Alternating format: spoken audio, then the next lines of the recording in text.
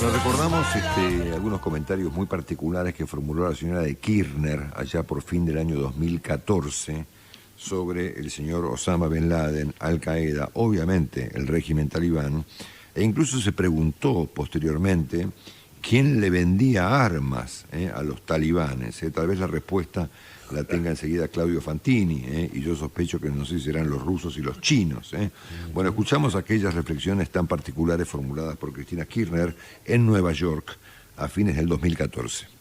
Tengo que ser sincera, me pareció un horror ver a medio gobierno norteamericano frente a un televisor cuando capturaban a Osama Bin Laden y en una casa hizo. Realmente me parece muy bien que había que meterlo preso, había que capturarlo, pero me parece que además transmitirlo por la televisión, díganme, ¿usted no creen que eso genera también después ideas de que otros quieran transmitir por televisión cosas? Yo no lo hubiera hecho. Sí, tal vez hubiera tomado la decisión que tomó, sin lugar a dudas, pero lo hubiera hecho a través de un juicio, por ejemplo. Lo hubiera hecho a través del derecho internacional, del juzgamiento. ¿Por qué? ¿Qué es lo que reclamaban hoy muchísimos gobernantes en el Consejo de Seguridad? Actuar con mucha eficacia y eficiencia, pero siempre con criterio humanitario de respeto a los derechos humanos, porque en definitiva, si vos, porque alguien viola los derechos humanos y es un terrorista, te convertís también en un violador de los derechos humanos, del que violó los derechos humanos, es como decía yo, a un caníbal no se lo puede comer uno, tiene que encerrarlo y juzgarlo en todo caso. Me parece que esa es mi percepción. Bueno, después se preguntaba quién le vendía armas, justamente, mira vos, al régimen talibán que hoy retomó el poder en Afganistán y es tapa de todos los diarios del mundo. Y mañana, primero fue Al Qaeda, y pregunto yo, Al Qaeda y los talibanes, ¿dónde aparecieron? ¿De dónde sacan las armas? ¿De dónde sacan los recursos? Mi país no produce armas. ¿Quiénes son los que le venden las armas? Bueno, pregunta inquietante para Claudio Fantini. Abrazo, Claudio, buen día. ¿Qué tal? Muy buenos días, Marcelo. Bueno, a las milicias afganas siempre le vendieron las armas los países adversarios o abiertamente enemigos de la potencia que estuviese involucrada o presencialmente, o sea, invadiendo o apoyando al gobierno de turno. En su momento Ronald Reagan los empezó a abastecer en cantidades impresionantes a todas las milicias, incluido lo que luego se llamaron talibanes. Reagan los llamaba los freedom fighters, ¿no? Los luchadores de la libertad. Después de la caída de los soviéticos, todos hacían negocios, pero sobre todo también mucho traficante. Los traficantes de armas que tienen en el Oriente Medio sus mejores espacios de hacer grandes negocios, grandes y sangrientos negocios, también le vendían armas porque la milicia de la etnia Pashtun, que son el talibán, siempre hizo del opio su principal fuente de ingreso.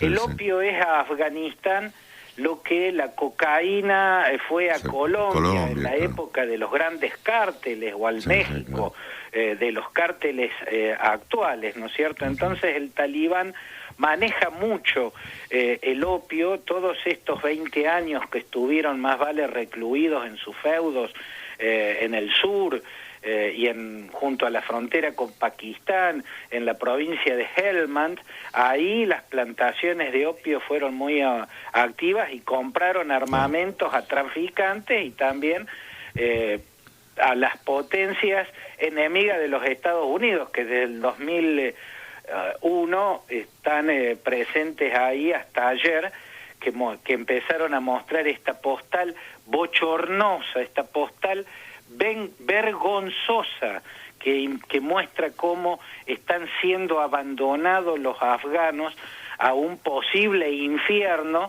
que está a punto de comenzar, ¿no? Claro, ¿vos podrías explicarnos, querido Claudio, en un par de minutos, por qué razón hoy Afganistán es tapa de todos los diarios del mundo, incluida la República Argentina?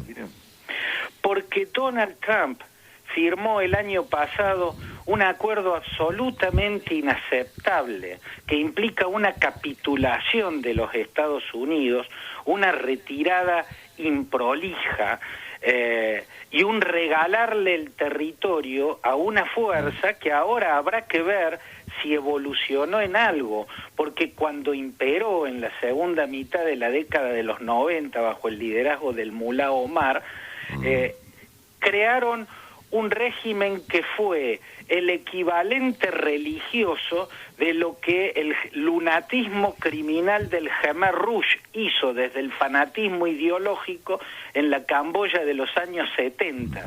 O sea, un régimen delirante, brutal. Claro, terror.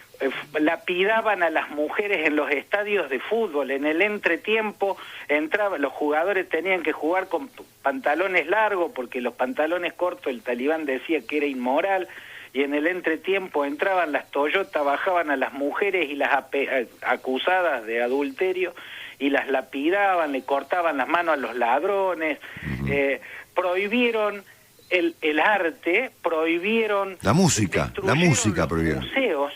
Toda expresión artística fue prohibida, destruyeron los museos porque tenían muestras de la cultura preislámica, hasta los majestuosos budas tallados en los acantilados del desierto del Bamiyan fueron ejecutados por esa milicia demencial, hasta los barriletes prohibieron, y los barriletes son una tradición y pasión popular en Afganistán. Bueno, habrá que ver si los talibanes de hoy son igual de demenciales que los anteriores. No hay por qué pensar que han cambiado, hay muy pocas razones para pensar que han cambiado. Trump cometió un inmenso e irresponsable error al firmar ese acuerdo en Qatar, y Joe Biden está cometiendo el monstruoso error de cumplir ese acuerdo. No debió cumplirlo. Mark Esper, que era el secretario de Defensa, cuando se firmó el acuerdo, dijo que si los talibanes no lo cumplían, iba a quedar anulado por Washington ese acuerdo, y no lo anuló cuando los talibanes incumplieron todo, menos no atacar a las fuerzas norteamericanas. Estamos viendo una capitulación espantosa, estamos viendo algo parecido a aquel bochornoso abril del 75 para Estados Unidos, cuando partieron improvisamente de Vietnam con la escena de los helicópteros sacando a la última gente de la embajada en Saigón. Sí, claramente. Bueno, te propongo, es un temazo que va a tener derivaciones en el día de hoy seguramente, hasta me imagino yo hasta en los mercados la puede tener, por supuesto. Por lo tanto, te propongo que la sigamos mañana, ¿no? Que si mañana nos contás un poquito el origen del talibán, ¿no? Esto que entiendo que en la traducción del idioma que ellos hablan, ¿cómo se llama? Pastú, ¿no es cierto? Pastún. Sí, es la etnia, los pastunes o patanes, son una etnia que está en el este de Pakistán y abarca todo el sur de Afganistán, son la etnia mayoritaria. Están los uzbecos, los tayikos, los hazaras, y después las etnias minoritarias, los baluchi, los aymak, pero los pastunes son la mayoritaria y son los más oscurantistas en la defensa y el arraigo de las tradiciones y de las concepciones religiosas más retrógradas, ¿no? Sí, y que han planteado muchas oportunidades, si las personas no abandonan la cultura occidental, deben ser asesinadas, ¿no es cierto? Es un poco la idea que había detrás de toda esta historia. Así que te propongo, para comprender el origen de estos tipos, que entiendo en ese idioma talibán quiere decir estudiante, si yo no me equivoco. Sí, o sea, estudiante se dice talib.